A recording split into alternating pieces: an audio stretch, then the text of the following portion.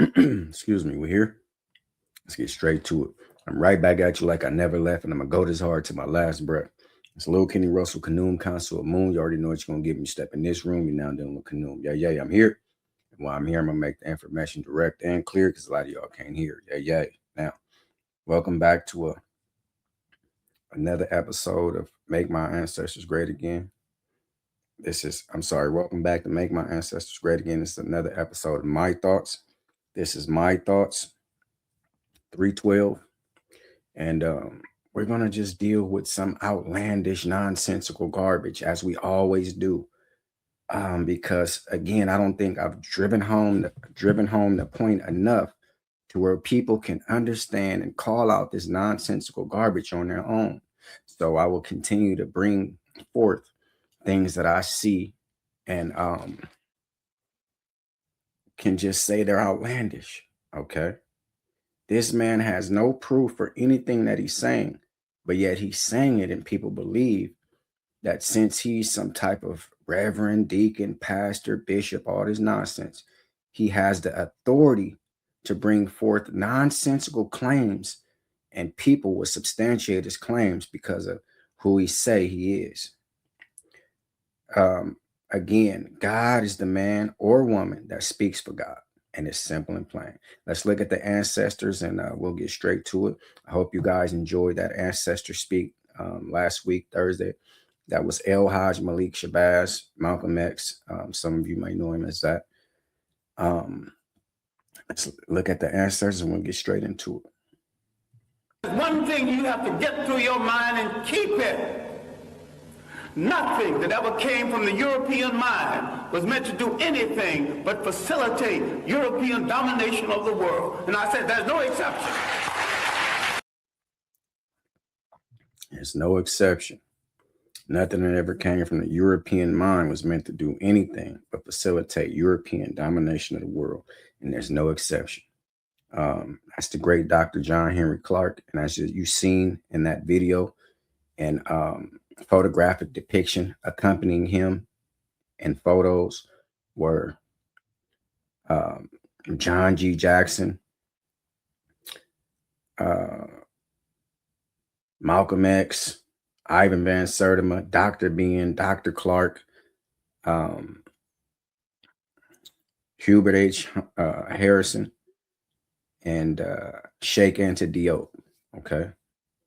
And Walter Williams, that's who you're seeing. So those are the ancestors, and I always give them honor before I speak. It was customary that when the ancestors went out to speak, they looked for the eldest person in the room, and they would ask for permission to speak. And that's my way of honoring the same custom, if you will. It's an African custom. You always ask the elder, may you speak. And if you have their blessings, you can speak in that room. So that's my same way of doing the same type of thing. I want to honor our African customs that the ancestors put forth. And that's what we always do. Okay. That's what that intro is about. Now, I don't know this gentleman's name, but he's an African brother. He might be on a continent somewhere. But I don't care if he was my African father, if he was my African mother. If you're not telling the truth, you're lying. A lie is a lie. And what I was told, by one of my teachers, by one of my great teachers, the ancestors, the great Dr. Walter Williams, through his lecturing, what I was taught was, it's a thing about facts. Facts are stronger than arguments, more profound than reasoning, more dependable than opinion.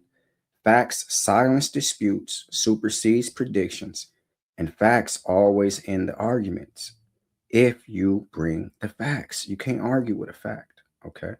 So this man is sitting out here spewing nonsense.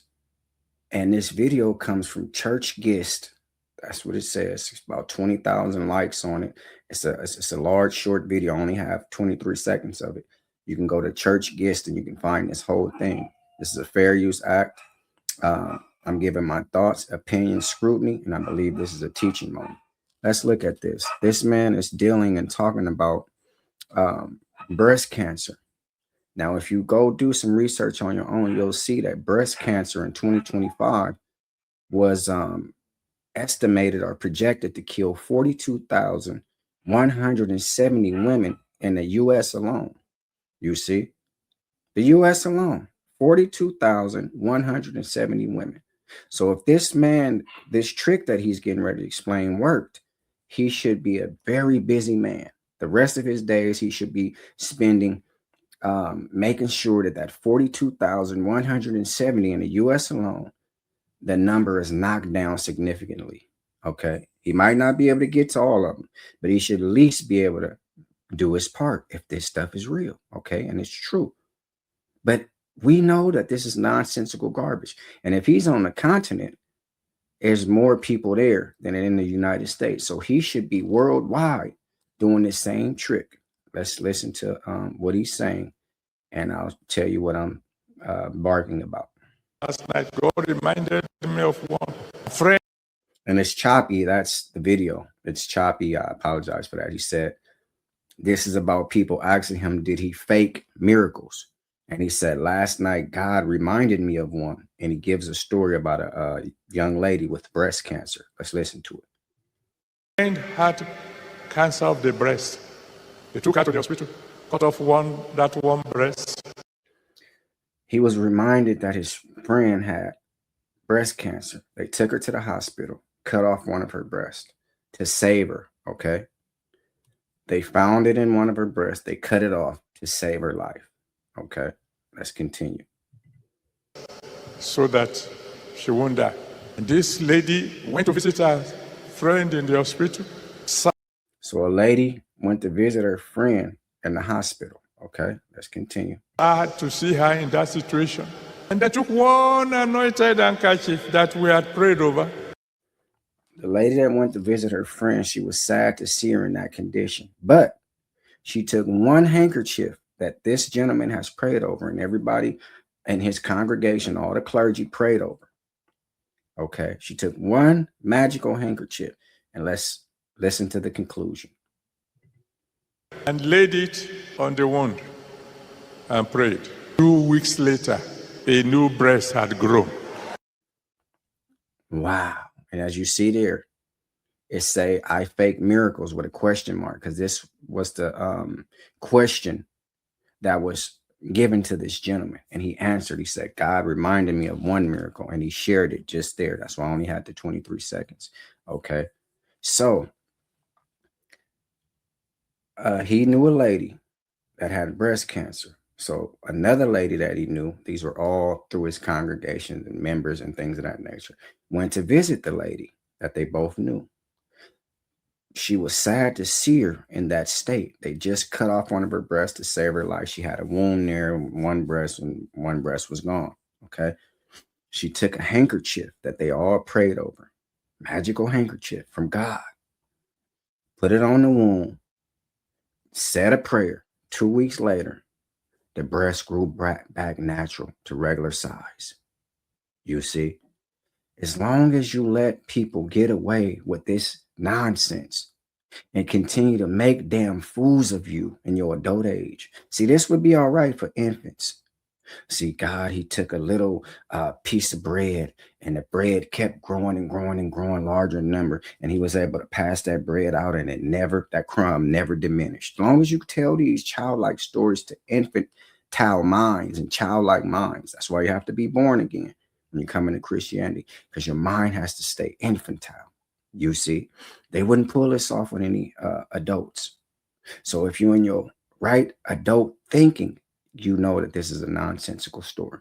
Because if it wasn't, this man magic handkerchiefs right now should be being pressed, cut up, prayed over on a worldwide scale and distributed to women all across the world with breast cancer.